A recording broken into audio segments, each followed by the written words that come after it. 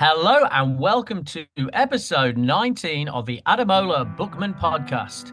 I'm joined with my co-host, John Coughlin. Hi, Johnny. Hi, Al. How are you doing? Yeah, I'm good, thanks, fella.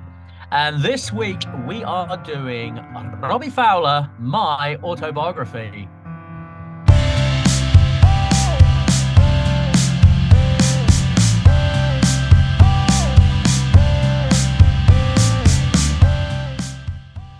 Not a great name.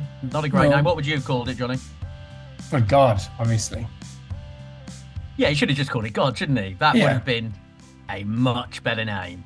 Yeah, and That's his nickname. He wouldn't have even been like dodgy. Yeah. Mr. God's Trick country, God's name, whatever you want, There's so many. In God's name. Yeah.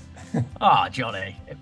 I tell you what, though, if they had called it In God's Name, they would have had to make a better book, wouldn't they?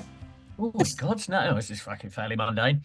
Yeah, well, there's a little insight into my views on this book. So, this book was written in 2005. Yeah, like he was still playing. He was just re-signed for Liverpool. So we missed the Australia days, unfortunately. Yeah, and the Thailand days. Now that I could have got on board with. Should we go back to the start, Robbie? Let's go right back to the start, because, that's the thing about this book. He's just a kid from Toxteth. If he just says that once in the book, he must have said it 200 times. Oh, he's from Toxteth. I don't know if he meant. Oh, I must have missed that. Yep, yeah, he is very much from Toxteth.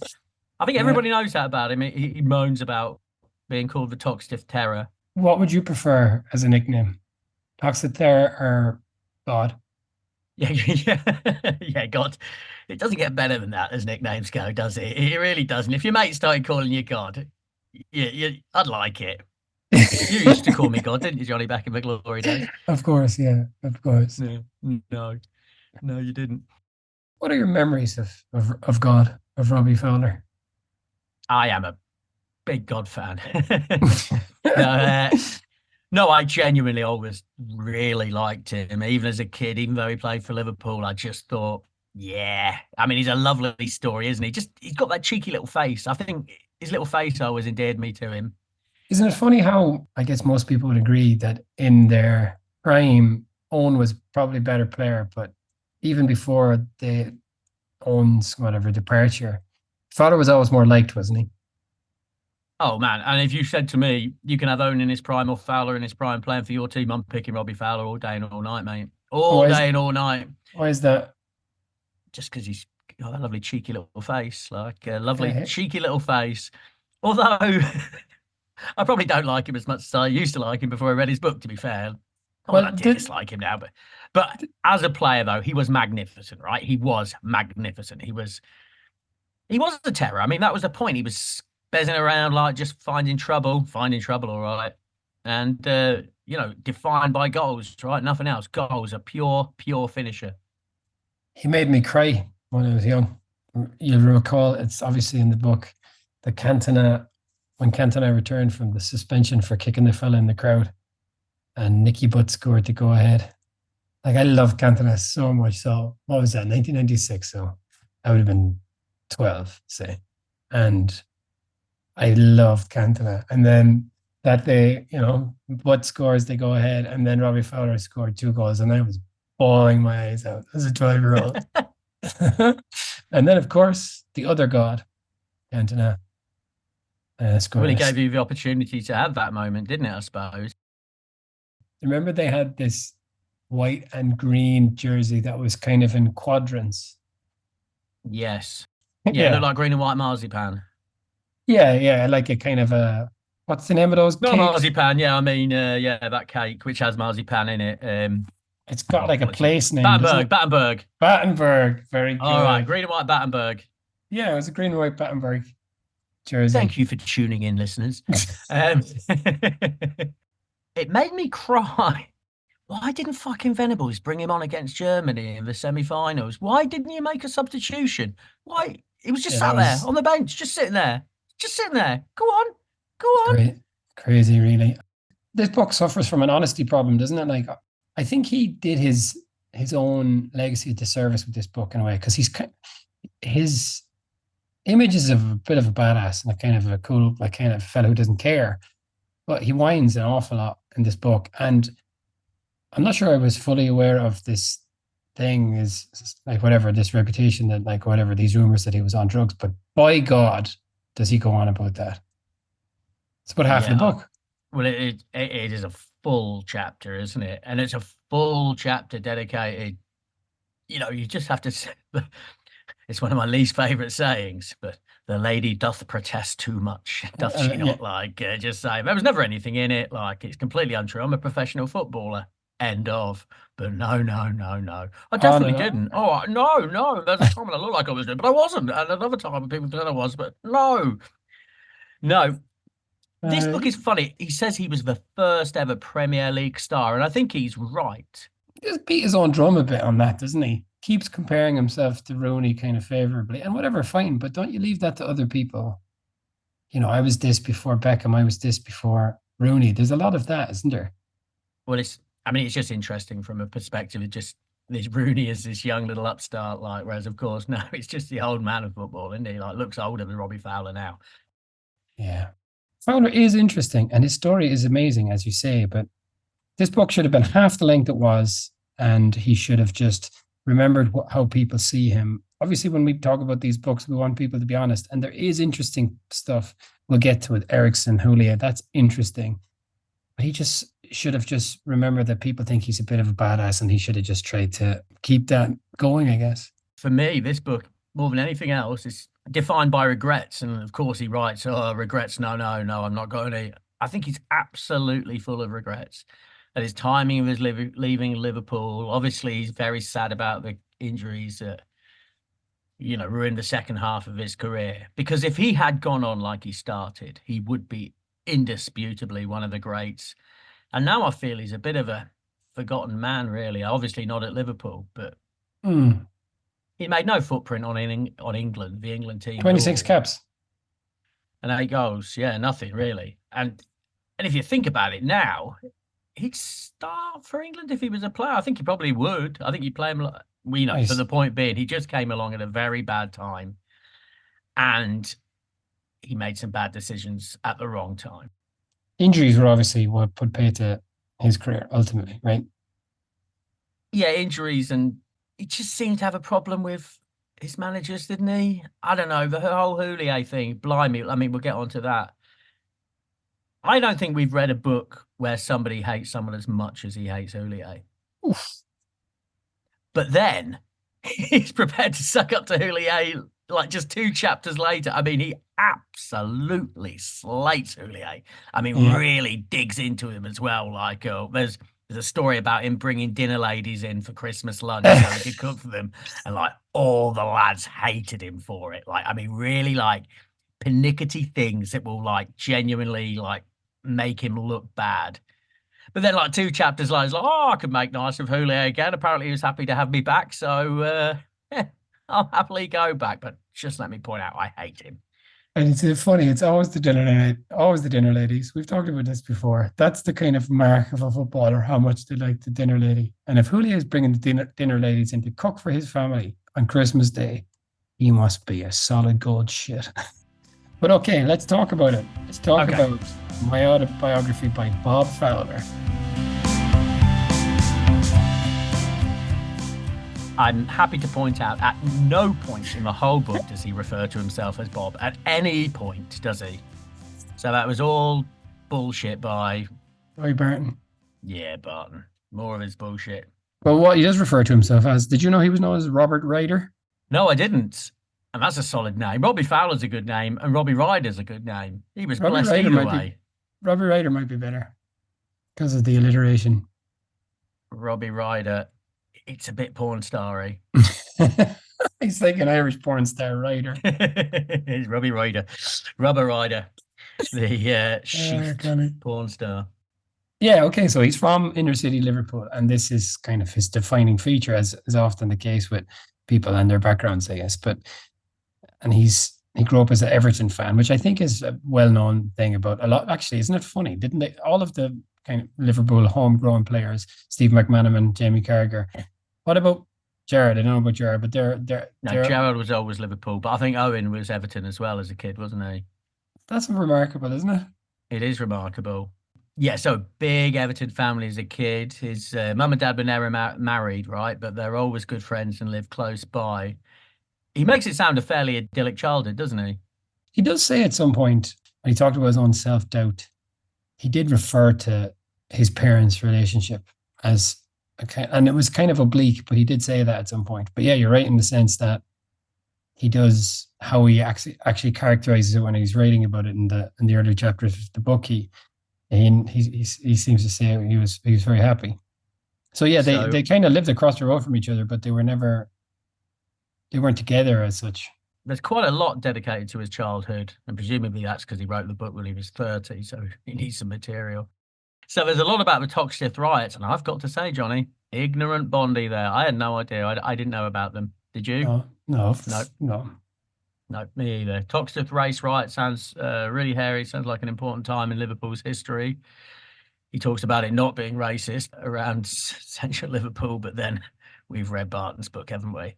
So so that puts that in shade. But it was fairly idyllic. He never strayed from like his road or the road next door. He knew everybody he was growing up with. So he does make it sound quite lovely. He just lived down the road from Penny Lane, famed from the Liverpool song, and also why my dog is called Penny. Oh yeah, it's nice. Early in his career, he was assaulted in a hotel. People said he had been doing cocaine in the bathroom, right?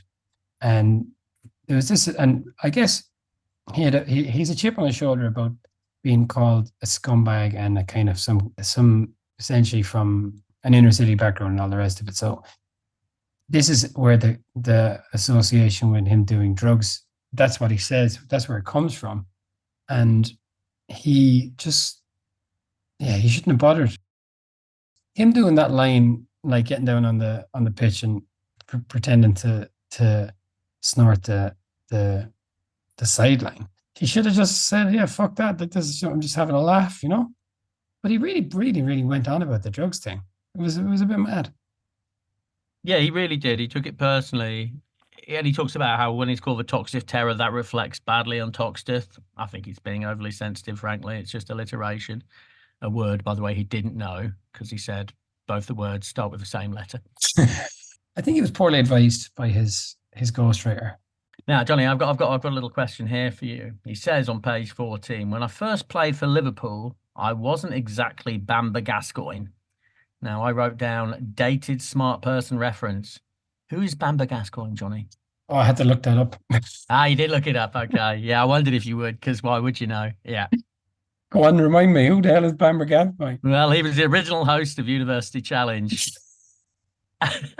And he pretty much was the byword for like smartness when like we were bowling around the schoolyard back then. Like, I mean, University Challenge, my God, Johnny, my God, so hard. It's so hard. Yeah. Even as a kid, I was like, one day I'll be able to get a classical music question. I don't know what I was doing watching it. It was just, there wasn't much to watch in the old days.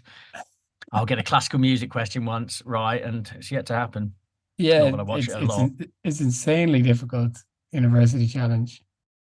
So who did co-write the book? It was written by David Maddock, who writes for The Mirror, but Robbie Fowler also writes a column for The Mirror. So he does talk about having mates in the media. So I guess Dave Maddock must be one of his buddies. But I think he was poorly advised on this on a lot of levels, just length and the kind of things that he went into. There's some interesting stuff when he was when he was young, like this fella that he played with, this Frodsham. Have you ever heard of him? They've named No, I haven't. No. Yeah, this Ian Frodsham. He was like supposed to be absolutely fantastic player, a young fella playing for Liverpool, and he passed away before he got into the first team. It's horrible. Yeah, I isn't know. It? They named one of the training pitches after him, which I've got to say, classy touch, Liverpool. Yeah. How often you can say that? Yeah, like it's just terrible. So the stuff that was fun. Oh, by the way, just on Steve McMahon bingo. Oh, Steve McMahon. No, I've got a note there. There he is. Steve McMahon, fucking prick as ever, turning up. He's an arsehole. Yeah. He said he didn't bother him, but he did dig him out all the time and gave him a hard time. But Robbie didn't mind because he was happy. But it's interesting to note that grown man McMahon was picking on a small kid from the youth team. Because of course he was. So it was Steve McMahon and Dean Saunders were wankers, but Tosh, who's Tosh? Al? John Toshak. No, Ian Wright. Ian Rush. Ian Wright. What? Oh yeah, Tosh. Yeah, Ian Wright. He's a lovely man. It's not often you hear that. In my experience, when I've heard about Ian Rush, I've never heard him being a nice bloke. I've always heard him being awful. Really? I mean, that's... My brother has a funny thing where he keeps running into Ian Rush. I'm sure Ian Rush doesn't remember my brother, but my brother... Oh, he's got an Irish girlfriend, doesn't he? Or at least he did 7 or 8 years ago. Does he? Yeah. Oh, anyway, so there was a lot of deliberation about would he join Everton, would he join Liverpool? A lot of teams were interested in, but he'd always trained with Liverpool, and even when Everton came sniffing, he picked Liverpool, right? What was it that made him so good? He says himself he wasn't the quickest, and obviously lost his speed over time. Yeah, he also talks about having a weak foot as well, which I don't really remember. I always imagined him being good both feet. I guess I just didn't analyse him much of the time. He just was in the goals, wasn't he? He was in the right place at the right time. He wasn't one for spectacular goals, not at all. He was a finisher. Yeah, and I think that was it. I think it must have been like movement and his sense of where the ball was going. That, that's what would have to set him apart. And I think that is what his reputation was ultimately, wasn't it? Yeah, I think maybe that's fair because he wasn't a target man, eh? He wasn't going to hold the ball up for you, really. Yeah, there was a lot of things he couldn't do, but what he could do was finish. Score them goals. Yeah, I wonder if actually there would be a place for him in the modern game, really, because that's just not the sort of player that gets game time anymore. If you scored 30 goals, you'd be fine. If you score 30 goals, you'll be fine. Absolutely. Yeah. How's your knowledge of Cockney rhyming slang? Did you know what mutton meant? Oh, Mutton Jeff, Def. Yeah, I did know that. I wondered if that would be a little one for you. Yeah, so Mutton Jeff was a cartoon, like a comic book. That's where that came from. That was the name of a comic book? Yeah. Mutt and Jeff, a long-running and widely popular American comic strip created by cartoonist Bud Fisher. The reason I say it is, and I'm kind of jumping ahead here, but Nelson Mandela was deaf. Did you know that? No, I didn't know that. You see, there you go. That is a little insight. Yeah. And that was early enough. Like, he was just out of prison, and Liverpool were on a pre-season tour when Fowler was young, and there he was meeting Mandela. Yeah, he told him that Robben Island didn't have a sniff on Toxteth, eh? Yeah, and Nelson Mandela, excuse me, well, I wouldn't have heard him. Yeah. The other thing that was amazing, keeping in the same tour, because they were in the southern reaches of Africa, was Grobbelaar talking about shooting men in the bush. Grobbelaar, well, that doesn't surprise me one bit. He's a character, isn't he? Well, the character is one word for it. I never cared for him. I never liked his stupid face. So he says that it was during Zimbabwe's War of Independence. He was going around shooting people. How many people did he kill? I couldn't tell you. Sounds like he killed many. Yes, this is why I've always lived my life for today. Can only say sorry for the past. I can't change it. Sounds like he was boasting on the team bus, the rest of the boys in the Liverpool team, though, according to Robbie Fowler. Because that's what he said. He said Grobbelaar was always going on about how many people he shot in the bush. Doesn't sound like he regrets it one bit. No, it sounds like he's boasting about it.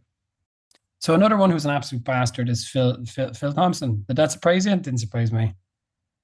No, I think he's always had that reputation. He has a face like that. But I think he's come up before as being an arsehole, and particularly picking on the kids and stuff. It doesn't look good on him, does it? So Fowler says exactly that. When he was coming up, Thompson would essentially call out young fellas and like tell them they were shit and that kind of thing. And one day Fowler was in one of the changing rooms and he had picked up a jersey, whatever it was, Ian Rush's jersey, and said, someday I'll play in the number 9 shirt for Liverpool. And Thompson overheard this teenager and was like, well, you're a piece of shit and you'll never play for Liverpool at all. Why don't you fuck off? You know what I mean? It's like, come on, man. I mean, yeah, it was a story. And yeah, I mean, if it happened as it is written, then yeah, Phil Thompson is a scumbag. However, it doesn't really ring true, that story. The whole like, one day I'll play in this shirt. Like, that doesn't really sound like something someone really says. Like, it sounds like something someone says on TV. But Phil Thompson, yeah, awful. He really does come across terribly. And then but this is what he does. He couches everything. Oh no, he's a decent guy. I recently played with him in a charity game. He's a good guy. He's He an does do that. absolute arsehole. I mean, he just describes him as being a horrible, horrible bully. The thing is, if you're a horrible bully, you're not a good guy. No. Even if outside of a club, you're a good guy. Because we're thinking in the club, you're a bad guy. Phil Thompson, bad guy. David Beckham, bad guy. He hates David Beckham. Absolutely fucking hates Beckham, doesn't? Wow. I mean, wow. Wow. They used to talk about the divisions in the England squad, and there it fucking is, right? I mean, he accuses him of selling his soul. Oh, Yeah. I couldn't be like that to sell my soul. I mean, what did he do wrong? He says, he's talking about Steve McManaman. He was the best player at Liverpool. He was not a biff or a busy bollocks like Gary Neville or someone who has sold his soul like Beckham. That was just like thrown in there. He didn't like elaborate or whatever, but there's a few of those ones he just throws Beckham's name in anytime he needs an example. With fucking envy, right? I think I really get that from that. But yeah, absolutely hates him. There's no like, I get it, we play for different teams. He just fucking hates those guys, right? Every time Neville's name pops up, it's like, oh, we had a dig at him, but it's nothing compared with Beckham. He does not fancy Beckham one bit, does he? Really? No, really doesn't. He hates him, seriously hates him. Anyway, he scored 30 goals in his first 3 seasons. And this was before he was selected by England, or around like in his 3rd season. Is that incredible? Yeah, it really like is. Michael Owen was playing for England when he was 17. Yeah, absolutely. He has a chip on his shoulder, as you say, and he's envious of the likes of Beckham and all the rest of it. But he does strike me as somebody who was it like managers didn't like him? Is it actually this Toxted thing? Is that why he's so pissed off? There's something there, like, why was he overlooked? Why was he mistreated? This is a bit of a constant, I think. I know I read the book and maybe that's how he cues it up in the book without saying it specifically, but surely he should have got more of a shake than that. Yeah, he had the reputation as a scallywag, but having read the book, there are a lot more incidents than I remembered. There's very famously, there was the coke sniffing, goal celebration. The Dockers. Yeah, the Dockers. And that was in close proximity, wasn't it, as well? But then he had a lot of scrapes outside football, like getting beaten up and getting attacked. That happened a few times. Yeah, it did. It did. And the most damning one is the known drug dealer in the bathrooms in the Moat Hotel, right? That was the one where that was a big protestation there, wasn't it? Like, I was just a victim of an attack. And maybe he was. Just is very unfortunate that you were attacked by a known drug dealer in a toilet in a hotel where people would imagine you to be on a night out, Robbie. Yeah, and he is a scallywag. Like there's a bit at one point, and this is later on, but he's got a problem with Julia, and this is related, I suppose, because it's this kind of reputation he has, where Julia has him in and out of the team. Julia, as we'll get to, is a bit of a pompous dick bag, but he asks Robbie to organize a night out, and Robbie gets pole dancers, I think he describes them as. He says, just as people do up and down the country every week, the end of their work week. It's like, do they? Is that what colleagues do together? But anyway, so yeah, that like he is a scallywag for sure. Yeah, he's up to mischief. And again, this is, all part of being a footballer. And that is how he was taught to be a footballer as well. That's the way he learned. And so I think the increased professionalization of the game, the post-Wenger era, when managers started taking it a good deal more seriously, is when he dropped off. Now, that's not to say that's also to do with injuries and maybe not having managers who support him. But his talk of Houlier's training regime is frankly a little bit ridiculous and way too much. It's like, oh, you weren't allowed to laugh. I bet you were. I bet you just weren't allowed to fuck around. Like, that was the difference. And he just couldn't cope with it, would be my guess of the situation. Well, that is an interesting way of looking at it, that maybe he was of the older school. Yeah, interesting. I think, yeah, as soon as, post-Wenger era, that's when he dropped away. And I think that's when, when people start to ask you to eat properly, to drink less, and maybe he really struggled with that, but he's unlikely to say that in the book. He never talks about nutrition, right? And I know every other footballer talks about how they eat well and stuff. He never says anything about that. I suspect he just eats like he always did. And he does. And managers would perhaps not care for that. I'm only speculating, but that was my reading of the situation. Yeah, well, you're talking me around as well. He owns horse races. He bought a golf club, like a golf course, not a pitching wedge or something. But he looks like a fella as well who likes a pint. I think he has that look. Yeah, he likes a pint. He wants to go out and have fun. Yeah, he's every bit the cliche like 80s, 90s footballer. Every bit. Loved to own a golf course. Loves golf. Didn't like fast cars at first, but he does.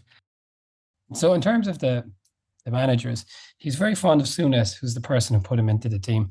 You see in all of these books that the author, the player, invariably, it just depends on how they were treated, right? If ex-manager treated such and such a fellow well, then they were a good manager. They should have been given more time, that kind of thing. And this is what he says about Souness, and this is what he says about Evans. But Souness, he said, just kind of suffered as a result of trying to bomb out an established team, John Barnes, Ian Rush, that kind of era player, Bruce Grobbler or whatever, and brought in, maybe had some bad buys, the likes of Julian Dix and people like that. But he says that he tried to change the club too quickly, and that was what did for him.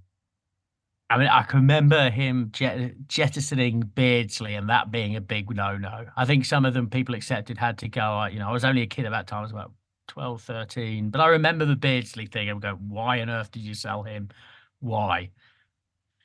Also, it was a fun thing with Graham Souness at one point had to tell off Phil Thompson about how he was talking to the kids. And I think if Graham Souness is saying you're being too harsh, then you've really got a problem, haven't you? Yeah, Souness does seem like an absolute bastard. He's likable, Souness, I think, but he's as far as we know, that cat's done nothing wrong. My favourite quote in football in the last 10 years. Zuma. Yeah, Zuma, as far as we know. That's his analysis. As far as we know, that cat's done nothing wrong. Oh, he's vegan, isn't he? Souness. Oh, yeah, good for him. And he's handsome man, isn't he, Souness? Surprisingly vegan, swimming the channel and the likes. Yeah, and what you were saying, just in keeping now that you've kind of created a new kind of, painted a different kind of picture of Fowler, or maybe a more complete one. He loved Venables, didn't he? Old and school. I bet you Venables was the type of manager who will let you have a laugh. Exactly right. It's like, yeah, go out, have yourself a steak and chips, lads. It's important. Tomorrow we'll work hard. Yeah, I bet it's exactly like that. And he can respond to that. He's really old school as well. I mean, when any manager at a team he's at starts buying foreign players, he's not happy with that, is he? He doesn't like the foreigners. It's like you've got to understand, to get a good team, you need to have a core base of English core. And time has shown us that is absolute bollocks. It's just nonsense, isn't it? It just isn't true at all. He talks about his pranks at some stage, and that's always a bit of a red flag, isn't it? Yeah, the pranks. Oh, the bloody pranks. Oh God, the pranks. Why do footballers tell us about their pranks? It's never going to come across well. Because they think it's fucking hilarious. Because they are overgrown kids who have been raised in the schoolyard. They're still in the schoolyard. But put me with a bunch of lads, I'd probably be getting up to that. There would be no excrement, though. I draw the line. Yeah, that's fucking it. Shit. I draw the line there. There's one who put some player who hilariously put a bit of shit in everyone's wash bag. I mean, it meant someone beat him up. Who was it? Steve Harkness. Oh, that sounds right. Yeah, he was a laugh, wasn't he? And and there was one player. Oh, it was Collymore, wasn't it? It was Collymore. We actually got some sex in this book. And it was Stanley Victor Collymore sex, thank God. He was off with strippers in the toilets at the Christmas party. Go on, Stanley. I knew it would be you, lad. I knew it would be you. Thank you. So it actually was sex in this book. So well done, Robbie. And well done, Stanley. One of the things was someone pissed in Razor Ruddock's pint, and Razor drank it and knew what was going on and just continued drinking it to show what a tough man he was. Yeah, I got a mate like that. We did exactly the same. See, we did the same when I was a teenager, and he was just like, fuck it, got it down him. Just tastes like cider, he said. He's a very successful man now, I'm happy to tell you.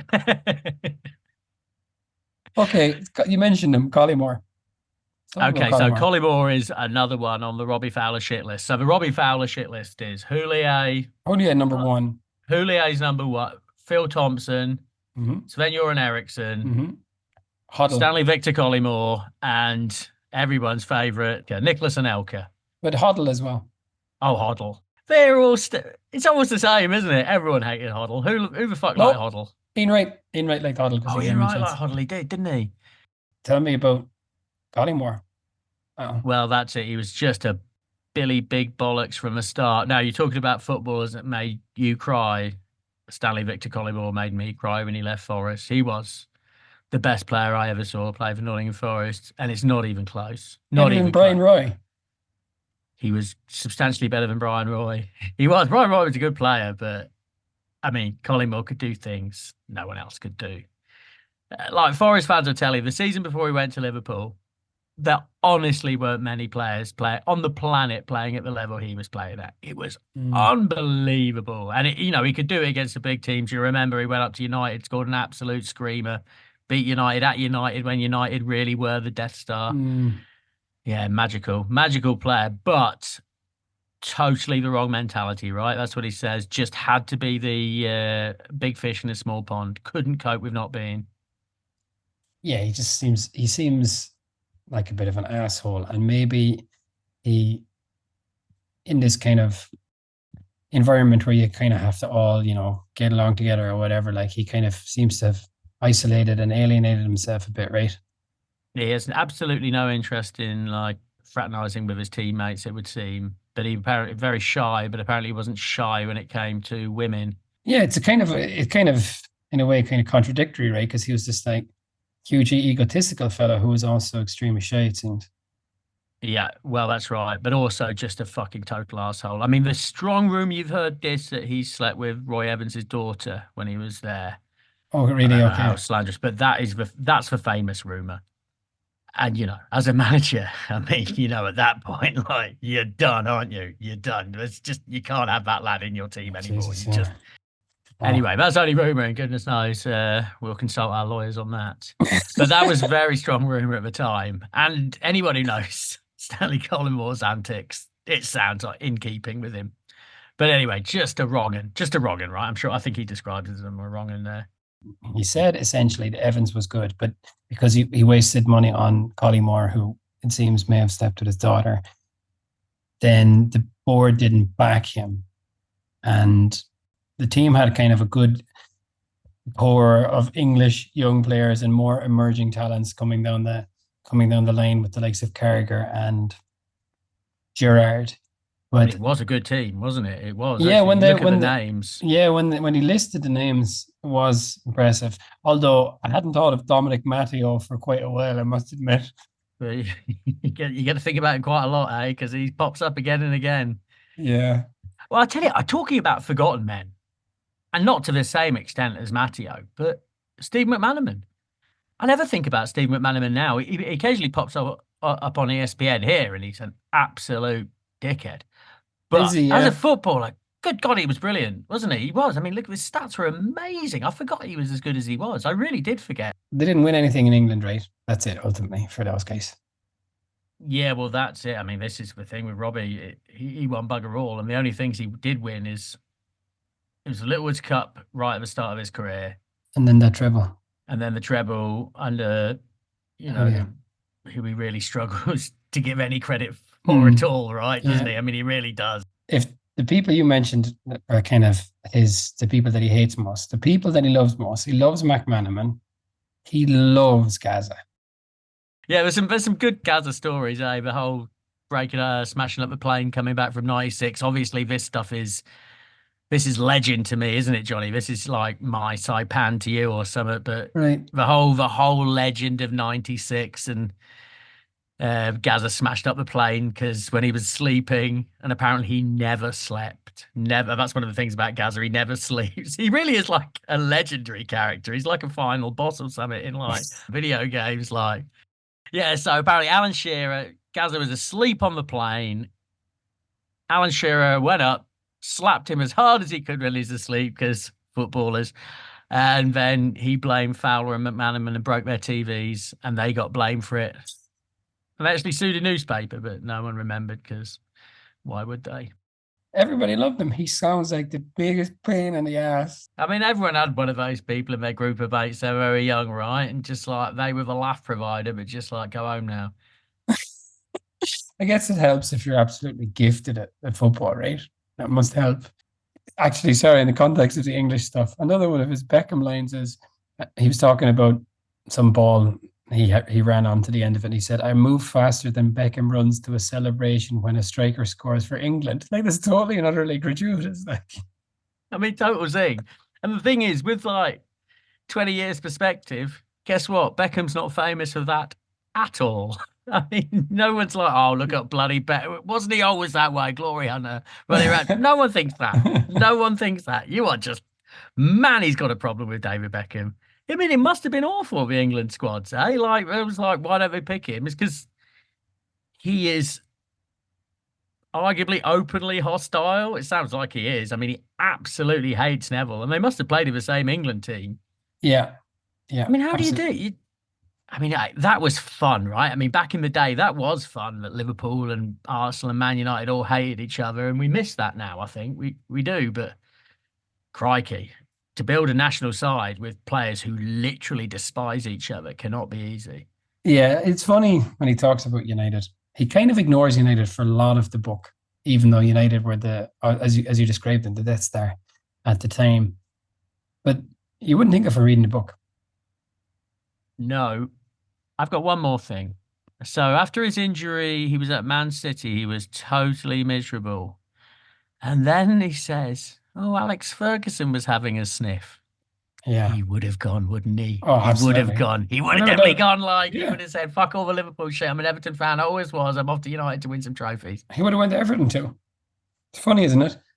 Because like now I guess his life now is kind of a Liverpool legend and presumably some kind of club ambassador. But yeah, if the cards had fallen a little bit differently for him, he would have went to their most hated rivals, either United or to Everton. Definitely, without a doubt.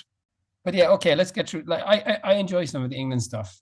Essentially, Venables was a pile of fun.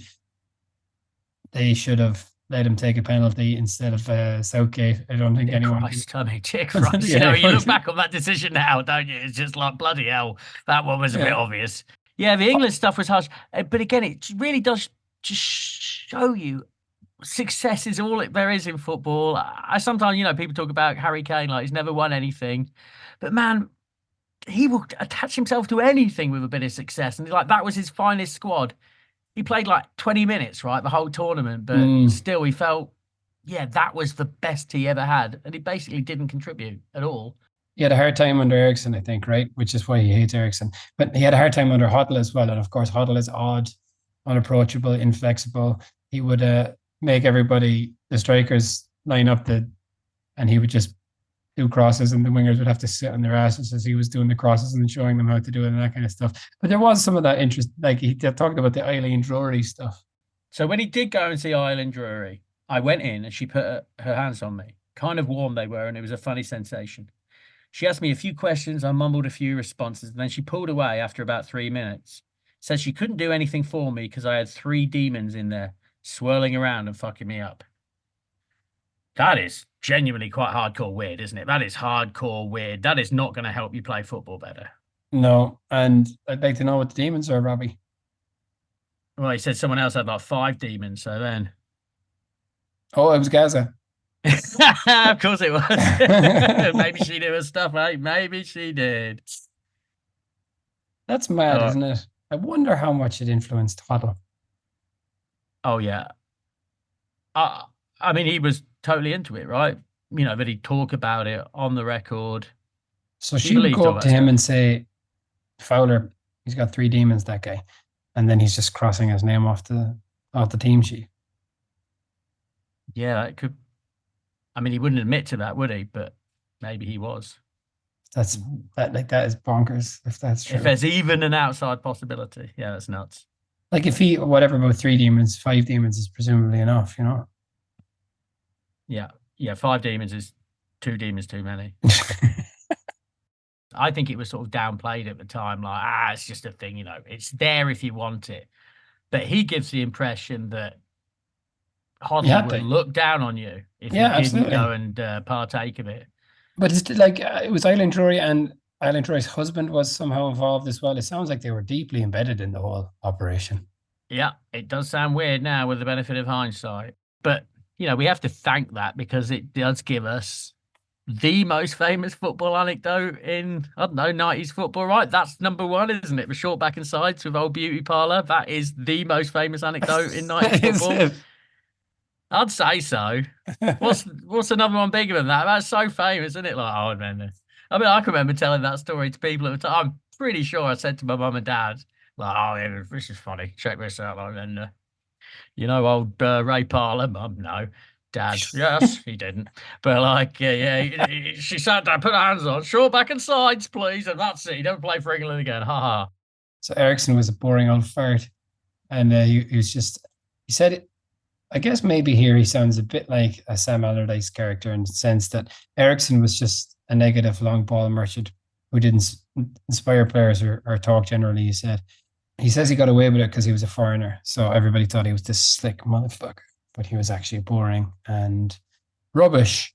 I mean, England were terrible aside from that 5-1, and that papered over so many cracks. But I don't remember the long ball thing, and it's certainly what he always fires at any manager he doesn't care for. Like, oh, long ball merchant. Well, for him, I suppose if a manager wants to play anything kind of direct, then that's Fowler on the bench. I guess that's why he's so sensitive to that. Because what use is he in that situation if he can't hold the ball up, he's not big and he's not unusually fast. Yeah, chocolate teapot. Poor Robbie. Chocolate teapot. Oh, come on. No? No. No? Hey? Fucking hell. It means it's useless. Chocolate teapot is useless. You never heard that? Fucking hell. Let it out now. Can I just go back to a goal celebration? This is Robbie Fowler after, this is quote regarding the coke sniffing celebration. Am I going to do Liverpool? Yeah. Must admit, I was sick of all the abuse they'd thrown at me along with the pies and all the chants that always came up with me about being a smackhead. It really did my head in, and I had enough. So we decided that if I scored in the Everton end, that I would take the piss in proper style by getting down on my knees and sniffing the line in front of them. My idea was simple. As a message, it was, do you know what the message was? Take that, you cunts. Very nuanced. That was the message. I don't know how that gets to sticking up with Everton's fans' balls. It's like, oh, I'm embarrassed now, calling him a smackhead. Oh, there's another nice story about the drugs, which I thought was quite sweet. And he was in a hotel with his friends, and this girl comes up to him and goes, "Would you like a bit of Charlie?" And he was like, "No, I'm happily married." And he thought he was being offered a girl called Charlie. And his friend still laugh at him about that to this day because he's such a sweet, innocent little man. Yeah, well, if that's true. What? I had no idea. Charlie. That's drugs. I didn't know. That made me laugh. Julio's reaction to the grass sniffing was probably funnier than the grass sniffing itself. Rigobert's song had cows, right, in his native Cameroon. Yep. So yeah, it was a tribute to Rigobert's song's cows eating grass. Eating grass. So okay, but the meat of the book really is the Julio stuff, isn't it? And this, like, there's a lot of axe grinding in this book. That's what we said about Cruyff. And I think it's a bit unfortunate. I think maybe it's funny because you want them to be honest. Then on some level, I was just thinking he really did himself a disservice. And I wonder, is it because he wrote it when he did, Like you're saying. I honestly feel an editor has probably said, we can cut this, we can cut this, we can cut this. And he said, no fucking way. No. I want people to know that Gerald Houllier made the dinner ladies come in on Christmas Day. I want them to know. The world has to know. Well, you'll be happy now, won't you, Robbie? Because Houlier's dead. You'll be happy now, dancing on his grave. He did tweet. Thank you, boss. Oh, did he? Yeah. Nice bit of research there, Johnny. So there you go. Yeah, maybe it's softened towards him because, in 2005, Robbie Fowler fucking, I mean, it is interesting to me how he does soften at the end, like, oh, I heard there was a chance I could go back to Liverpool. I'm sure I could patch it up with Julio. He's like, as long as he doesn't read your fucking book, mate. If he reads your book, you're never going back, son. Like, because, mate. And if we still got Phil Thompson there, I mean, like, he must have been in absolute hell. And the new manager is Gerard Houllier. Oh, no, who's going to be as assistant? Phil Thompson, your old mate. Oh, Jesus Christ. Oh, dear God. Yeah. Yeah. Well, so essentially, Houllier is a pompous, self-important asshole and was kind of sneaky and underhanded, and he would say things like, "You're central to my plans, Robbie," but then he would go and plan stories about Robbie in the media and call up journalists and attack them when they're positive about Robbie's performance and this kind of stuff. If he is as Fowler describes him, he's a total asshole. Yeah, I mean, if he is, as Fowler described, he is one of the great monsters from history, isn't he? I think he says that Evans thought that Julio was being brought in as his assistant, essentially. But then Julio obviously was brought in as his co-manager, which was just so ludicrous at the time, and obviously would be in any time. And then he worked to undermine Evans and kind of countermand his orders and that kind of thing, you know.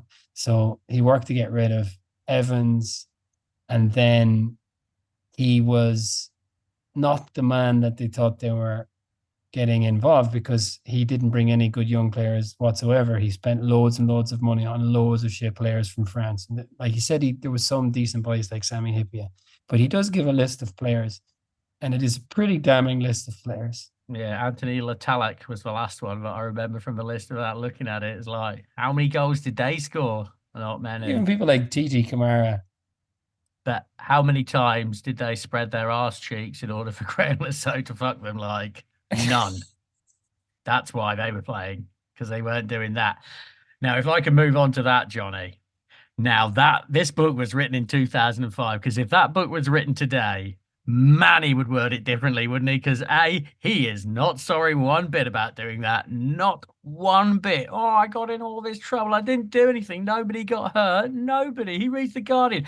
And yet the broadsheets went after him. This was a first. Like, The Guardian went after him because apparently The Guardian loved Graham Lasso because he read The Guardian. So, like, they were up in arms. He would word it differently nowadays, wouldn't he? He would say, oh, well, I realise now in the heat of the moment what I did was very offensive and childish. But he was not sorry at all. Well, he was saying puff and stuff, wasn't he, in the book? Yes. Yeah, there's no way he would be writing that in a book. No, absolutely not. But again, obviously, if you're his manager, you're not impressed by that stuff. Do you believe that Johan Cruyff whispered into Robbie Fowler's ear to not let Houllier grind him down? Don't let the bastard grind you down, Robbie. Well, I was thrilled by the intersection of the book. So I was like, oh, that's very pleasing, isn't it? Like a little word from Johan. Well, the story is they played in the UEFA Cup final, in which they beat his son, Jordi. But then Johan was presenting the trophy, and this was part of the treble that Liverpool won in, whenever it was, 2001, was it? Yeah. And yeah, Johan leaned over to Robbie and said, don't let Houllier get you. You're a great player. Yeah, it seemed a bit far-fetched to me, to be honest. Yeah, and me. Yeah. I don't deny that he maybe said something to him, but, it's a lot to expect Johan Cruyff to be up to speed with the team dynamics of the Liverpool FC, isn't it? It's just like, I don't know. I've been keeping an eye on. I see you've been on the bench more than I was expecting, Robbie. I mean, it just doesn't sound likely. Yeah, okay. That was it. And of course, Houllier messing with the dinner ladies. He's obviously not a good man. But when it all came to a head, one day Robbie was practicing shots and the ball hit the net and nearly hit Phil Thompson, who had an absolute total meltdown. And this was, as you say, Phil Thompson was Houlier's assistant. And this was the beginning of the end for Robbie. That was the end of it, really. Well, it's all just a pathetic story, isn't it? Like, it's schoolboy stuff. So he was saying he booted the ball in the side netting, right? And Phil Thompson said, hey, that could have hit me. And he goes, And he says the only way it could have hit you is if I'd kicked a pair of scissors first, which had cut through the net, and then the ball had gone through, which was a very, very weird way of saying that. Like, the only way, listen, no, fucking listen. The only way I could have hit Tomo was if I fucking kicked a pair of scissors first. Well, I mean, I don't know if kicking a pair of scissors at the net is going to cut it anyway, so I'm not sure that's going to work. That would be a heck of a skill. Yeah, I mean, that's a scissor kick for you, Johnny. Hey. I forgot about Julio's heart attack, but then you could sense from Robbie that he saw some possibility here when Julio had the heart attack. Well, he had to word that all very carefully, didn't he? Because I bet you he heard about that heart attack and he was doing a little cheer, doing a little happy dance. But in the book, he's like, what awful news that was about this man I fucking hate, who I believe is personally responsible for thwarting all of my ambitions. But I was absolutely horrified to hear he had a heart attack. But yeah, it didn't turn out well, mate. Who comes in to replace him? His old mate, Tomo. Hey! Thompson. And he says that Thompson kind of, it was supposed to be Sammy Lee and Thompson, but Thompson kind of pushed Sammy to the side. Little old Sammy Lee was pushed to the side so Tomo could have his day in the sun. Poor old Sammy Lee, eh? I mean, he's one of them players, eh? Great player, but he always seems to be just this little Igor for other footballing men. There's a famous story, eh? He was in the back of a car with Sam Allardyce unwrapping his Werther's original for him. You ever heard that? I can't remember who it was. Some player, he said he's in the back of a car with like Sammy Lee and Big Sam, and well, I've just said it, and like every time he wanted Werther's original, Sammy Lee would get one out of his pocket, unwrap it, and give it to him. That's unbelievable. Yeah, like so that was kind of it, you know. They were just trying to get rid of him at this stage. Liverpool were trying to sell him to different teams, and he kept saying, this is an extremely repetitive book, but he kept saying that Chelsea wanted to buy him, but he went to Leeds. Because he didn't like the money situation at Chelsea. He went to Leeds as like 2 months before the club collapsed, totally imploded, and just a few months before Abramovich bought Chelsea. So Jesus, like what a choice he made. That really is one of those what ifs. Because as a football fan, I would love to have seen Robbie Fowler play for Chelsea back in those days. That would have been great. Yeah, it's funny when he's at Leeds and he says, we're not the wild men we were portrayed as. And then but Fowler goes on to talk about being arrested and crashing a tuk-tuk in China. They were having a wild time. It was a rickshaw, wasn't it? It was a rickshaw. And apparently the rickshaw driver was in the back, and I noticed the rickshaw driver was laughing his head off as he crashed into some... Yeah. You can imagine a tuk-tuk driver just, you crashed into us. That's funny. I can't afford that. So from Collymore to Anelka, he's kind of his heir in a way, isn't he? Yeah, well, very much so too. As the ego lads. It's the primary brick in English football. Yeah, and they do stand out as well, don't they? Like they do. Like they really were bad lads.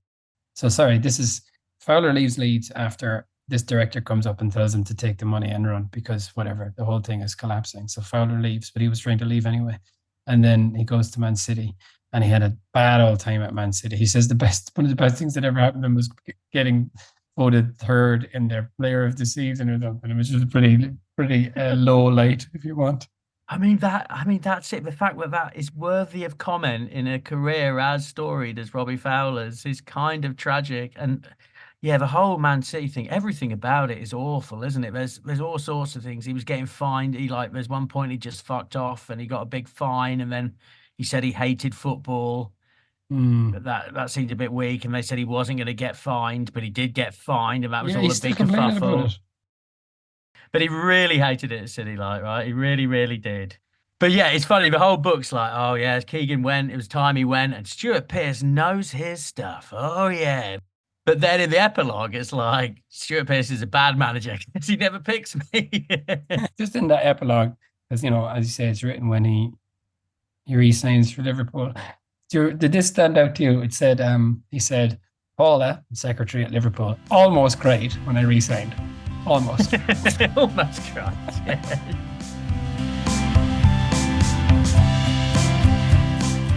But yeah, that's it, isn't it? Have you got anything else? No. So he's all right. He's made a lot of mistakes, hasn't he?